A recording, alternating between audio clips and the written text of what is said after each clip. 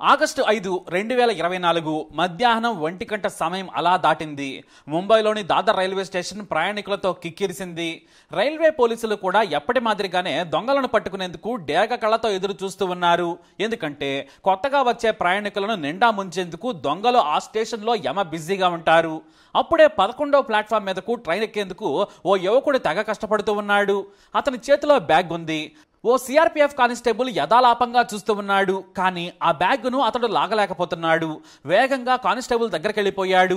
ఏమాత్రం ఆలస్యమైనా సరే ట్రైన్ ఎక్కేలా ఉన్నాడు ఆ యువకుడు. దీంతో జనం మధ్య నుంచి తోసుకుంటూ కానిస్టేబుల్ పరిగెత్తుకెళ్లాడు. తీరా దగ్గరకు వెళ్లి చూస్తే ఆ బ్యాగ్ నుంచి రక్తపు చుక్కలు కారుతూ ఉన్నాయి. వెంటనే ఆ యువకుడు ట్రైన్ ఎక్కకుండా పట్టుకున్నాడు కానిస్టేబుల్. పక్కకు పిలిచాడు. జనం కూడా గుమిగూడారు. బ్యాగులో ఏముంది అంటే సైగలు చేస్తూ ఉన్నాడు. కానీ మాట్లాడటం లేదు ఆ యువకుడు. బ్యాగులో ఏముందంటే ఏమీ లేదని సైగలు చేస్తున్నాడు. దీంతో ఓపెన్ చేయమని కానిస్టేబుల్ కూడా అర్థమయ్యేలా సైగ చేశాడు. ఆ యువకుడు కంగారు పడుతూ ఉన్నాడు. భయంతో చేతులు వణికిపోతున్నాయి. పారిపోయే ప్రయత్నం చేయాలన్నా కుదరదు. చుట్టూ జనం గుమిగూడారు. దీంతో చేసేది లేక ఆ పెద్ద బ్యాగును మెల్లిగా ఓపెన్ చేశాడు. జిప్పును ఒక్కసారిగా కిందికి లాగాడు. అంతే, లోపల మనిషి శవం ఉంది. అది చూసి కానిస్టేబుల్ షాక్ అయిపోయాడు. వెంటనే ఫోన్లో ఇతర పోలీసులకు సమాచారం ఇచ్చేశాడు. రైల్వే పోలీసులు ఆ సదరు యువకుడిని స్టేషన్కి తీసుకెళ్లి విచారణ మొదలుపెట్టారు. హత్యకు గురైన వ్యక్తి మాత్రమే కాదు, శవాన్ని బ్యాగులో తరలిస్తున్న వ్యక్తికి కూడా మాటలు రావు, చెవులు కూడా వినిపించవు. ఎవరతను అంటే పోలీసులకు అతను సైగ చేస్తుంటే విషయం అర్థం కావడం లేదు. దీంతో ఒక పోలీస్ ఎక్స్పర్ట్ ని పిలిచారు. అప్పుడే సైగలతో సెన్సేషనల్ మర్డర్ డీటెయిల్స్ ని చెప్పాడు ఆ చెవిటి మోగ వైకల్యంతో బాధపడుతున్న ఆ యువకుడు. దీనికోసం కాస్త ఫ్లాష్ బ్యాక్ వెళ్ళాలి. సుర్జిత్ సింగ్, జై చవ్దా, అర్షద్ అలీ షేక్ చిన్నప్పటి నుంచి స్నేహితులు. ఈ ముగ్గురికి మాటలు రావు, చెవులు వినిపించవు, బదిరులు అన్నమాట. వీరందరూ కూడా మ్యూట్ అండ్ డెఫ్ ప్రభుత్వ స్కూల్లో చదువుకున్నారు. చిన్ననాటి స్నేహితులు. అయితే వీరి మధ్య మంచి బంధం ఉంది. ఇంకా చెప్పాలంటే ప్రాణ స్నేహితులు. వీరి స్నేహం 20 ఏళ్లకు పైగానే సాగుతోంది. కాలేజ్ తర్వాత ఎవరికి వారు విడిపోయి తమ తమ జీవితాల్లో బిజీగా ఉన్నా కూడా వీరి స్నేహం మాత్రం అలాగే కొనసాగింది. ఇక అర్షద్ అలీ ఖాన్ బద్రుల కాలేజ్ రుక్సానా అనే యువతితో ప్రేమలో పడ్డాడు. ఆమెకు మాటలు రావు. అదే వారిద్దరిని దగ్గర చేసింది. ఒకే మతం కూడా కావడంతో పెళ్లి చేసుకోవాలనుకున్నారు. పెద్దలు కూడా వారి ప్రేమను అంగీకరించారు. దీంతో అర్షద్ అలీ రుక్సానాలు 2012లో పెళ్లితో ఒకటయ్యారు.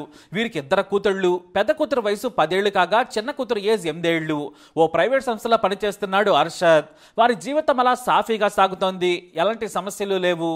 అయితే ఆగస్టు 4వ తేదీన ఫ్రెండ్షిప్ డే. పని ఉందని బయటకు వెళ్లిన అర్షద్ సాయంత్రం 4 గంటలకు ఇంటికి వచ్చాడు. కాసేపు పిల్లలతో ఆడుకున్నాడు.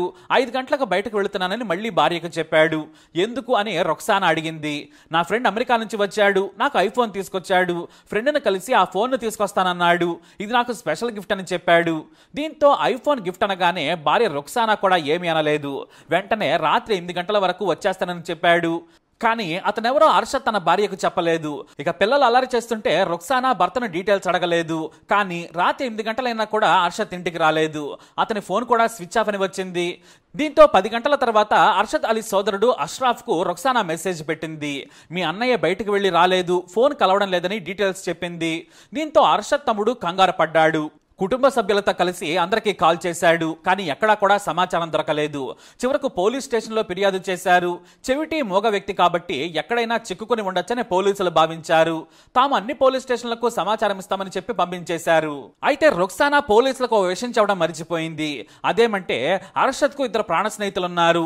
వారే జై, సుర్జిత్ అని. ఆ విషయం చెప్పి ఉంటే పోలీసులు డైరెక్ట్ గా వారింటికే వెళ్లేవారు. ఆమె కంగారులో చెప్పలేదు. అయితే సుర్జిత్ సింగ్ తమ ఇంట్లో ఫ్రెండ్షిప్ డే సెలబ్రేషన్ చేసుకుందామని పిలిచాడు. ఈ జై, సుర్జిత్లతో తరచూ మద్యం తాగేవాడు అర్షద్. తన భార్యకు తెలిస్తే కోపడుతుందని చెప్పకుండా ఉండేవాడు. ఇక్కడ కూడా సుర్జిత్ జైల పేర్లు చెప్పకుండా నా క్లోజ్ ఫ్రెండ్ అని చెప్పి బయటకు వచ్చాడు. సాయంత్రం 7 గంటలకు సుర్జిత్ ఇంటికి వెళ్ళాడు అర్షద్. అతని ఇంట్లో ఎవరూ లేరు. సుర్జిత్ తల్లిదండ్రులు బంధువుల ఇంటికి వెళ్లారు. కాసేపటికి జై కూడా వచ్చాడు. ముగ్గురు కలిసి మద్యం ఫుల్లుగా తాగారు. కానీ అర్షద్ తాగే మద్యంలో మత్తుమందు కలిపారు. అయితే ఈ ముగ్గురు ఏం చేసినా ఏం మాట్లాడుకున్నా బయటకు చప్పుడు కూడా రాదు.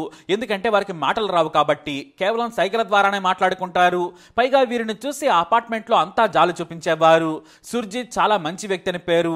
ఫ్రెండ్షిప్ డే పేరుతో ఫుల్లుగా మద్యం తాగారు. కానీ మత్తుమందు కలపడంతో నిద్రలోకి జారుకున్నాడు అర్షద్.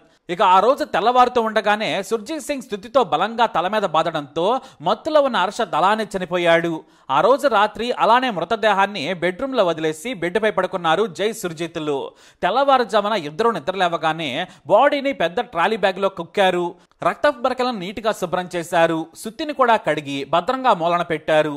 ఆ తర్వాత సోమవారం రోజున బయటకు వెళ్లి టీ తాగి బ్రేక్ఫాస్ట్ చేసి వచ్చారు. వస్తూనే ఆటో మాట్లాడుకున్నారు.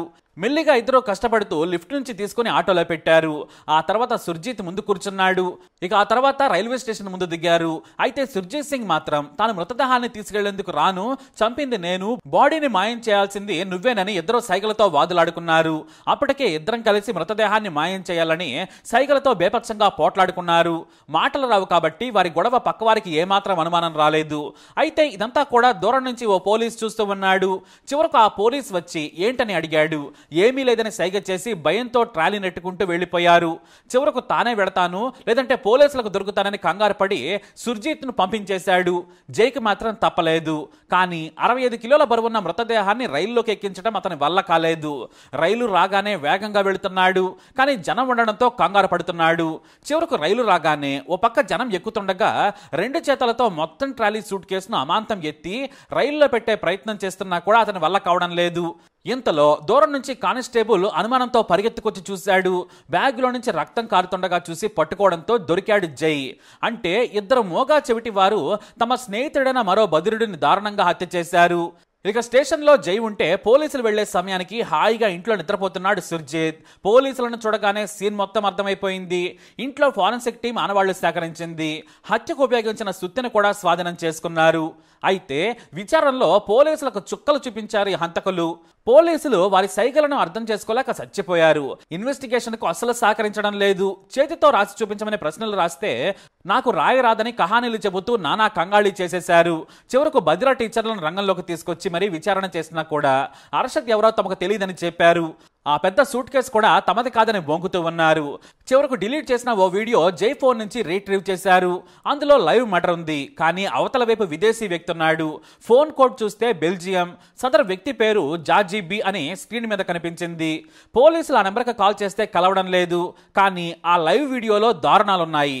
చెవిటి మోగా అయిన వీరు తమ ప్రాణ స్నేహితుడిని ఎంత దారుణంగా హత్య చేశారో చూసి షాక్ అయిపోయారు. మత్తులో ఉన్న అర్షద్ను సుర్జిత్ స్థుతితో బాదుతుండగా ఇదిగో ప్రూఫ్, లైవ్ మర్డర్ చూడు, మాకు పంపాల్సింది పంపమని జై చెప్పడం అందులో ఉంది. అయితే సరిగ్గా వారం రోజుల క్రితమే ఈ బెల్జియం నుంచి జాజాబీకి కాల్ చేసినట్లు గుర్తించారు. అతనే వీరికి డబ్బు ఆశ చూపించి హత్య చేయించారని పోలీసులు భావిస్తున్నారు. కానీ డబ్బాన వాళ్ళు పోలీసులకు దొరకడం లేదు. వీళ్ళు సహకరించడం లేదు. దారుణంగా హత్య చేసి లైవ్ వీడియో రికార్డ్ చేసిన ఈ హంతకులు పోలీసులకు చుక్కలు చూపిస్తున్నారు. అయితే మోగా చెవిటి వారు కావడంతో వీళ్ల మీద పోలీసులు కాస్త కనికరం చూపిస్తున్నారు. అయితే దాన్ని వారు అలుసుగా తీసుకుని రెచ్చిపోతున్నారు. అసలు అర్షద్ను ఎందుకు హత్య చేశారు? బెల్జియం నుంచి ఈ మోగ వ్యక్తులను కాంటాక్ట్ అయ్యింది ఎవరు? అర్షద్ స్నేహితులు వీరిద్దరూ అని ఎలా తెలిసిందనే విషయంపై విచారణ చేస్తూ ఉన్నారు. ఖచ్చితంగా మరో వ్యక్తి కూడా ఈ హత్యలో పాలు పంచుకుని ఉంటాడని భావిస్తున్నారు. మరి డెఫ్ అండ్ మ్యూట్ మర్డర్ తో నయా కాంట్రాక్ట్ కిల్లర్స్ కూడా ప్రొఫెషన్ లోకి వచ్చారని పోలీసులు ఆవేదన వ్యక్తం చేస్తున్నారు. మొట్టమొదటిసారిగా తమ కాంట్రాక్ట్ కిల్లర్స్ అయిన చెవిటి మగవారిని చూస్తున్నాం. అది కూడా వారి ప్రాణ స్నేహితుడిని హత్య చేయడం ఇది మంచి పరిణామం కాదన్నారు. Mumbai zone 2 DCP doctor Mohit Kumar గర్ పూర్తి వివరాలతో మరోసారి మీడియా ముందుకు వస్తామని హామీ ఇచ్చారు. మరి ఈ మోగా చెవిటి హత్యపై మీ అనుమానం ఏంటి? తప్పకుండా కమెంట్ ద్వారా తెలియజేయండి. ఈ వీడియో అప్డేట్స్ కోసం మై ఛానల్ ఫాలో అవ్వండి. అలాగే తప్పకుండా సబ్స్క్రైబ్ చేసుకోండి.